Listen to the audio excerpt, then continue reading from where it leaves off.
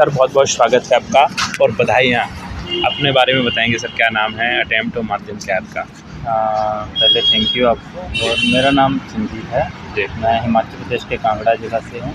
जी जी। और मेरा ये पहला मेंस और पहला इंटरव्यू था। जी।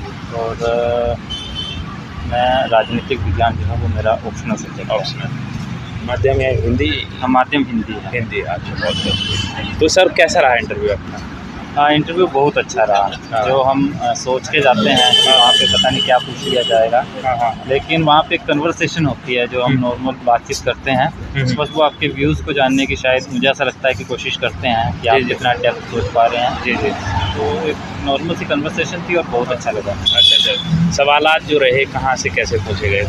हाँ, सवालात का जो दायरा था वो डायनेमिक लगा मेरे को। जी जी। क्योंकि इंटरनेशनल रिलेशंस के साथ साथ जो हमारे डोमेस्टिक इश्यूज़ हैं उन पर बात हुई। तो साथ में जो जिस बैकग्राउंड से आप आते हैं जी जी। उसको लेकर भी बात हुई। लेकिन कुछ एक बातें थी, जैसे मुझे लगा मैं पुलिस में हूँ, पुलिस से पूछा जाएगा, लेकिन वो नहीं पूछा गया। तो बहुत अनएक्सपेक्टेड था, मतलब ऐसा नहीं था। उनको जहाँ पे अच्छा लगा बात करने को, उन्होंने उस इशू पे बात की। अच्छा, पुलिस में हैं आप? हाँ। अच्छा अच्छा। कहाँ पर हैं अभी सिलेक्टेड? मैं हिमाचल प्रदेश पुलिस में हूँ, इंस्पेक्टर के पद। इंस्पेक्टर हैं, अच्छा अच्छा। अच्छा तो सर ये बताएंगे कि शुरुआत जो आपने की थी, क्या रणनीति रही है प्री के लिए? खासकर सीसेट भी हिंदी माध्यम के छात्रों के लिए बहुत बाधा बनता है और प्री निकालना बहुत मुश्किल भी होता है। क्या कैसे रणनीति रही है आपकी, क्या? हाँ, प्री स्टेज ही आज के टाइम में सबसे टफ है जो मुझे लगता है, स्पेशली सीसेट को लेकर भी। जी जी। स्ट्रेटजी यही है कि अगर आपकी इंग्लिश वीक है जी तो आपको कहीं ना कहीं जो मैथमेटिक्स वाला पोर्शन है, जो रीजनिंग वाला पार्ट है, उसको स्ट्रॉन्ग बनाना पड़ेगा। कहीं ना कहीं तो हिंदी माध्यम वालों को आगे बढ़ना है तो ये अप्रोच तो अपनानी पड़ेगी। एक फील्ड में तो आपको स्ट्रॉन्ग होना पड़ेगा। जी जी। तो मैंने इन दोनों पहलुओं पे काम किया। कुछ एक इंग्लिश के क्वेश्चन सोल्व करता था, कुछ एक रीजनिंग और मैथ के, ताकि एवरेज हो जाए। और बाकी यही अप्रोच है कि आपको करना ही पड़ेगा, ऑप्शन कोई दूसरा है नहीं है। ऑप्शन यही है, या तो आप रीजनिंग या मैथ पे पकड़ बना लीजिए या इंग्लिश को स्ट्रॉन्ग कर लीजिए। अच्छा, तभी सीसेट हो पाएगा। PYQ कितने सालों के प्री मेंस के लिए आपने लगाई? PYQ तो है, मस्ट है, मैं ये मानता हूँ। पिछले 5-6 सालों के PYQs तो करने ही चाहिए, चाहे वो 1 पेपर की बात करो चाहे 2 की बात करो। अच्छा। तो आपको एक हल्का सा आइडिया वहीं से जनरेट होता है कि आपको क्या पढ़ना है और क्या नहीं पढ़ना है। सबसे इम्पोर्टेंट ये है। तो UPSC की कुछ थीम्स हैं, वहीं से बार बार क्वेश्चन पूछे जाते हैं। अगर आप उनके प्रति स्ट्रिक्ट रहते हैं तो आप आराम से कर पाएँ। अच्छा, जैसे आपने बताया थीम के बारे में, कौन कौन सी ऐसी थीम है जो बिगनर्स हैं, शुरुआत करना चाहते हैं तो वो जानना चाहेंगे इस चीज़ को? जैसे हम पर्टिकुलर थीम तो मैं क्या बता सकता हूँ, लेकिन जैसे कॉन्स्टिट्यूशन से क्वेश्चन पूछा जाता है, सभी को पता है, हर साल आर्टिकल 21 राइट टू प्राइवेसी, इन पे क्वेश्चन पूछा जा रहा है। तो आप उसको नहीं छोड़ सकते, आप फंडामेंटल राइट को नहीं छोड़ सकते हैं। वैसे ही कुछ एक और थीम्स रहती हैं कि आजकल मॉडर्न हिस्ट्री से ज़्यादा क्वेश्चन पूछे जा रहे हैं, मिडेवल से नहीं पूछा जाता। कैंडिडेट बहुत सारा टाइम मिडेवल हिस्ट्री को पढ़ने को दे रहा है, तो उसको ये देखना पड़ेगा कि कहाँ पे कैसे किया जा सकता है, कौन सी चीज़ रेलिवेंट है आज के टाइम में, वो नहीं पूछी जा रही है। UPSC किस स्तर पर एग्ज़ाम को लेके जा रहा है, तो इस प्रकार से आगे बढ़ा जा सकता है। अच्छा, NCERT के बारे में क्या कहना चाहेंगे? NCERT भी बहुत बोलते हैं कि पढ़ना ही चाहिए, ऐसा कुछ? नहीं, अच्छी बात है, पढ़नी चाहिए। पढ़ना तो हर चीज़ चाहिए, लेकिन नहीं पढ़ सकते हैं। जी जी। कुछ एक अगर रेफरेंस बुक है तो वो पढ़ लेनी चाहिए। और NCERT +1 की मस्ट होती है, वो ही अगर पढ़ ले तो वो भी काफ़ी है, उससे ज़्यादा पढ़ने की आवश्यकता नहीं।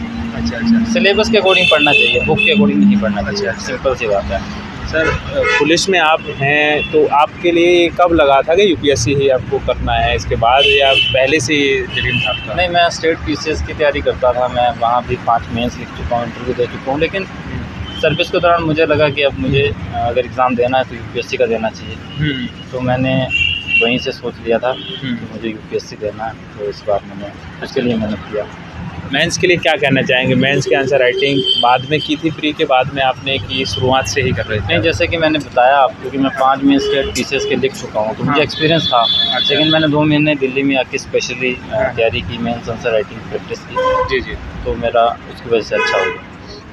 कौन कौन से ऐसे देखना पड़ता है मुश्किलों को हिंदी मीडियम के लिए, खासकर छात्रों के लिए? आपको कैसा लगा इस चीज़ के, क्या कहना चाहेंगे आप? थोड़ा सा मुश्किल तो क्या कहूँगा मैं, लेकिन ये है कि 3 घंटे में पेपर लिखना और हिंदी लिखना वो थोड़ा सा चैलेंजिंग रहता है एज़ कम्पेरिजन टू इंग्लिश की बात करें। इंग्लिश लिखने में थोड़ी सा रहती है, जहाँ तक मुझे लगता है।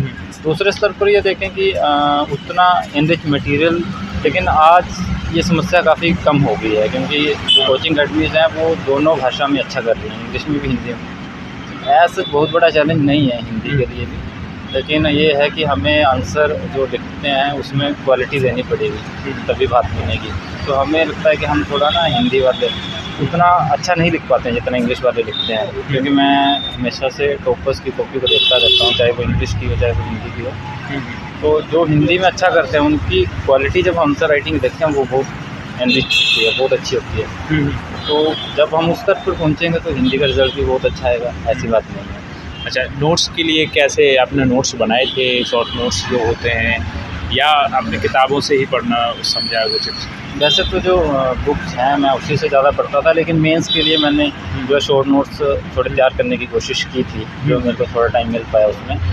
बाकी मैं बुक्स पे ही ज़्यादा रिलाई किया हूँ। अच्छा।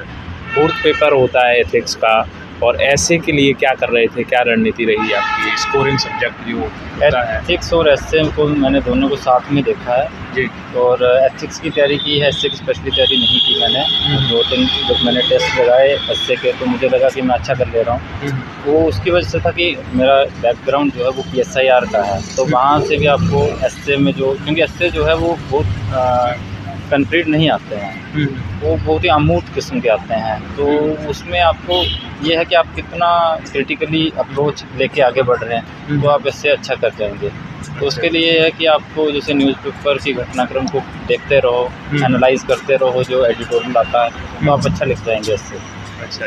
सर, मार्केट में भी और सब जगह न्यूज़ में, खबरों में जो चीज़ें रहती हैं हिंदी मीडियम को लेकर के, जैसे इससे भी पहले बात की रिजल्ट को लेकर, कभी कभी मोटिवेशन के साथ डिमोटिवेशन भी होता था कि यार कम रिजल्ट होता है, रेशो कम होता है, तो ये चीज़ें कैसे अपने ऊपर हावी ना होने देना, ये कैसे करते थे? हाँ, ये तो रहता है इस जर्नी में, डीमोटिवेशन तो आपको देखने को मिलता है बार बार जी। लेकिन बस यही है कि अगर आपने कुछ सोचा है, अगर आपका कोई लक्ष्य है तो उसको पाने के लिए तो आपको कुछ ना कुछ कुर्बानी देनी पड़ेगी। तो अगर आपने सोचा है कि आपने उस मुकाम तक पहुंचना है तो जो भी परेशानियाँ आती हैं आपको उसको झेलना पड़ेगा और आगे बढ़ना पड़ेगा। करंट अफेयर्स कैसे कर रहे थे आप? करंट अफेयर्स के लिए मैं न्यूज़पेपर पे ज़्यादा रिलाई करता हूँ। आप मैगज़ीन पढ़ सकते हैं, कुछ भी पढ़ सकते हैं, लेकिन ये है कि सोर्सेज कम से कम रखो। 4-4, 5-5 मैगज़ीन से रख के फिर ना एक अच्छे से पढ़ी जाती है, ना उसका रिवीजन हो पाता। रिवीजन पे ज़्यादा फोकस करना चाहिए और एक सोर्स कोई भी पकड़ लो उसको अच्छे से करना चाहिए। अच्छा, न्यूज़पेपर में कौन सा न्यूज़पेपर पढ़ रहे थे आप? मैं हिंदी ही प्रेफर करता हूँ, दैनिक जागरण पढ़ता हूँ, दैनिक जागरण और अमर उजाला को देख लेता हूँ अगर टाइम मिल पाए तो। अच्छा, हिंदी में दैनिक जागरण की बात कर रहे हैं, तो इससे हमें ऐसा लगता है कि हो जाता है करंट अफेयर्स मैगजीन के अलावा?